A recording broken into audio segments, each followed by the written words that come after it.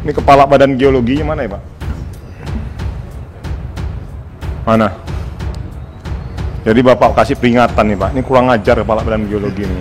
Sampaikan juga ke teman-teman tim badan geologi, besok ketemu sama saya deh, tarung betul-betul, saya bongkar itu semuanya.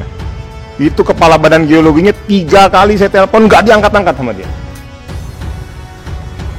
Nah, kau ketemu sekarang, ini fungsi konstitusi saya loh, anggaran.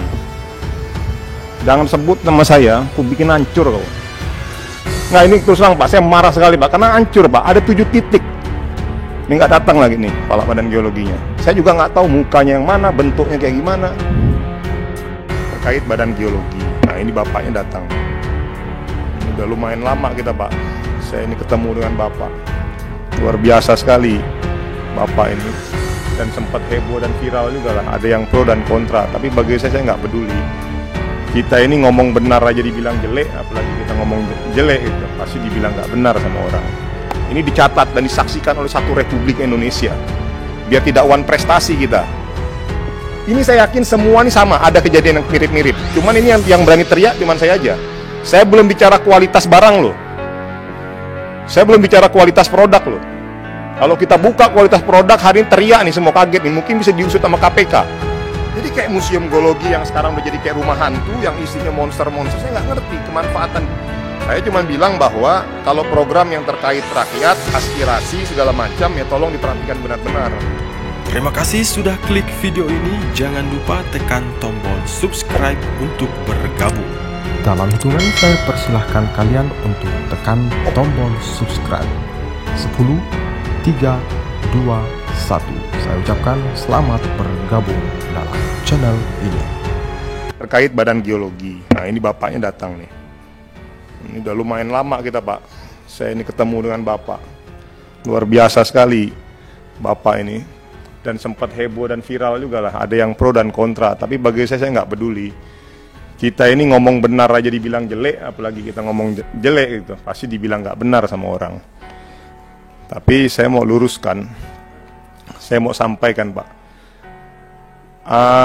Hari ini bapak-bapak menghadap kepada kita ketemu. Dengan mengharapkan kita menggunakan fungsi tupoksi konstitusi kita, yaitu fungsi anggaran. Artinya bapak-bapak semua hadir, terutama nih badan geologi. Lalu ada komitmen, bukan komitmen kepada pribadi kita, komitmen ini kepada masyarakat.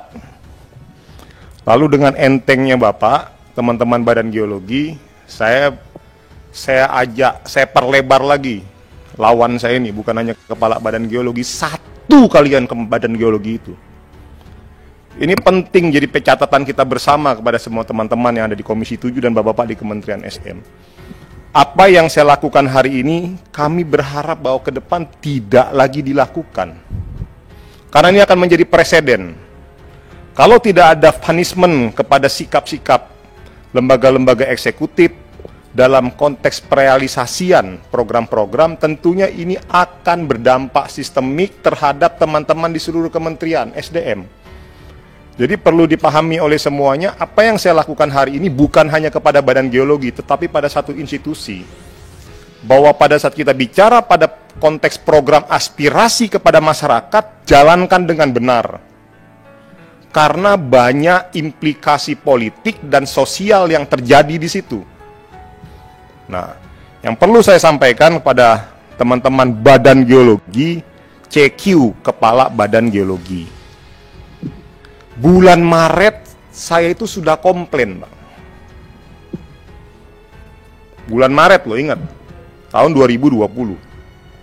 Catat loh ini ya.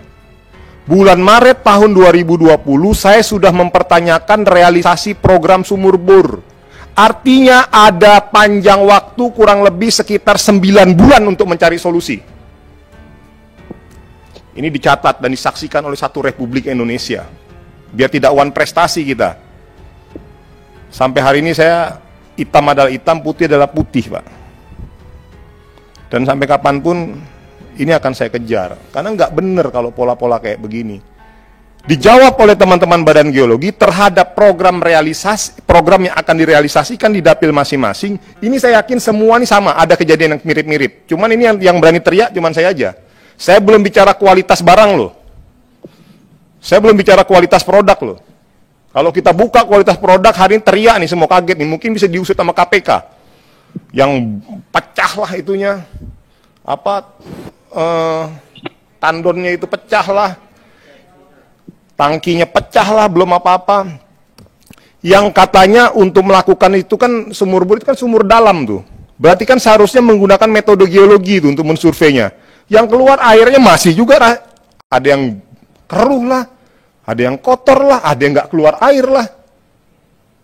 Berarti kan nggak ada kemanfaatan sumur dalam itu. Yang dimana salah satu metode tekniknya adalah menggunakan metode geologi. Mensurvei dulu tuh kan. Pertanyaan saya kemana itu? Kok rata-rata semuanya itu nggak ada? Jangan berlindung di balik Pak hari ini sudah tidak di Badan Geologi lagi. Gitu. Ini barang masih loh, ini masih berjalan loh. KPK aja yang kasus urusan 3 tahun, 4 tahun, 10 tahun yang lalu ya dibuka lagi. Nah, saya sudah komplain loh. Bahwa dari kurang lebih 7-8 titik yang terrealisasi 2. Dari bulan Maret 2020 loh Pak. Jawaban dari Badan Geologi mengatakan bahwa sehubungan, nih catat ini, sehubungan dengan kontraktor yang tidak mampu merealisasikan program, maka program itu kita stop. Itu jawabannya Pak. Saya tidak, kebetulan WA-nya itu udah nggak ada lagi, tapi kalau mau kita buka nanti di BIN di KPK bisa. Dari bulan Maret Pak. Pertanyaan saya, apakah begini mekanisme di Badan Geologi? Seharusnya kan mencari solusi. Lalu kan itu dari bulan Maret tuh, masih ada. Tetapi sepemahaman saya daya serapnya semua hampir 100%. Gitu. Ini jadi tanda tanya loh. Seharusnya yang dilakukan oleh Badan Geologi dan seluruh dirjen yang mencari solusi apa gitu loh. Jadi kalau hari ini semua produk yang kalian realisasikan itu rusak, tidak ada kemanfaatannya, bahkan belum waktunya itu juga bisa 1 tahun, 2 tahun, 1 bulan, 2 bulan rusak, ya sudah. Ini kan masalah political will yang memang terjadi di lembaga eksekutif kita terhadap realisasi produk barang kita. Yang fakta hari ini tidak terjadi. Dan contoh kasus yang terjadi pada dapil saya dan mungkin sebagian besar dapil teman-teman di Komisi 7 lainnya, itu menunjukkan bahwa citra lembaga eksekutif ini, khususnya adalah Badan Geologi. Itu catatan loh. Bagi saya itu menjadi catatan penting. Nah sekarang, saya mau tanya, konservasi air tanah, lah katanya udah dipindahin ke Komisi 5. Ngapain masih dikerjain lagi nih? 19 miliar. Progres 10%. Ini saya baru bicara yang tahun 2021 loh. Pengelolaan lingkungan dan penataan ruang berbasis geologi. Mana? Apa itu? Lawang kita ada Kementerian Lingkungan kok.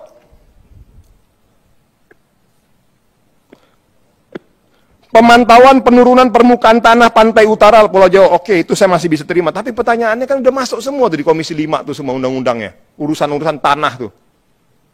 Sama air. Oke, kalau mitigasi saya bisa terima loh Pak. Memang harapan kita Badan Geologi melakukan mitigasi. Data dan informasi migas dan rekomendasi wilayah kerja migas 37 miliar. Pertanyaan saya, apa bedanya dengan Dirjen Migas nih? 37 miliar. Data dan informasi migas atau rekomendasi wilayah kerja migas. Lalu bagaimana tumbang tindih semua tambah-tambah? Nah, sedangkan hari ini katanya pengen menghemat. Itu menjadi catatan saya. Artinya pimpinan melalui kesempatan, lalu saya juga tanya, Museum Geologi. Apalagi Museum Geologi di sini 20,6 miliar. Lah yang lain ada jadi kayak rumah hantu Museum Geologinya. Ada lagi, tambah lagi, Pusat Sumber Daya Air Tanah, Geologi Teknik dan Geologi Lingkungan 53 miliar. Pertanyaan saya, lah kan ini daya air tanah kan semua udah pindah ke Komisi 5. Ngapain lagi kita masukin di sini? Nah, ini cek tanda tanya. Ini yang tadi yang saya bahas sekarang ini Pak, yang 2022. Yang diusulkan oleh Badan Geologi. Jadi kayak museum geologi yang sekarang udah jadi kayak rumah hantu, yang isinya monster-monster, saya nggak ngerti kemanfaatan. Kita memahami bahwa memang perlu ada sosialisasi terkait mengenai sejarah geologi kita. Tapi dalam konteks kekinian hari ini perlu dipertanyakan ini museum geologi ini. Yang kedua, pusat sumber daya air tanah. Lah katanya udah dipindahin ke sana tuh. 53 miliar. Kalau survei geologi, nah survei geologi. Lah kan katanya sudah ada Pak, komitmen kerja pasti, setahu saya itu hampir 1 triliun loh. Hah? Di SK Migas. Saya yakin di Dirjen Migas juga pasti ada, Dirjen Minerba juga pasti ada. Jadi pimpinan, hal-hal yang ini tadi pimpinan ini menjadi catatan bagi saya, artinya perlu diperdalam. Dan ya jangan marah-marah sama saya kalau saya jadi akhirnya dampaknya kemana-mana. Jadi jangan gara-gara ya teman-teman Dirjen misalnya yang lain, Dirjen Migas, Dirjen Minerba, Balitbang, lah kok jadi kemana-mana nih Pak, kan urusannya Badan Geologi, resiko kalian lah. Siapa suruh bikin kayak begini? Gitu loh. Saya cuma bilang bahwa kalau program yang terkait rakyat, aspirasi segala macam ya tolong diperhatikan benar-benar. Jadi prinsipnya itu saja pimpinan, rekomendasi saya perlu kita perdalam dan khusus untuk Badan Geologi saya minta di breakdown semuanya. Dan buat siapkan data-datanya, tolong laporkan ke kita dan kita pendalaman nanti.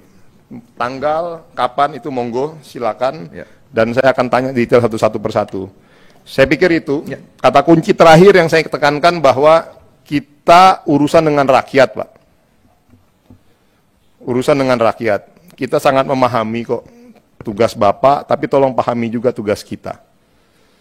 Jadi, dan ini tidak sedikit, ini akumulasi sebetulnya.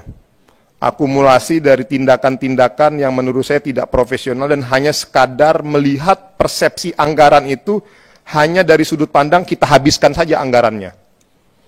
Jadi tidak pada kualitas dari produk yang mau dihasilkan.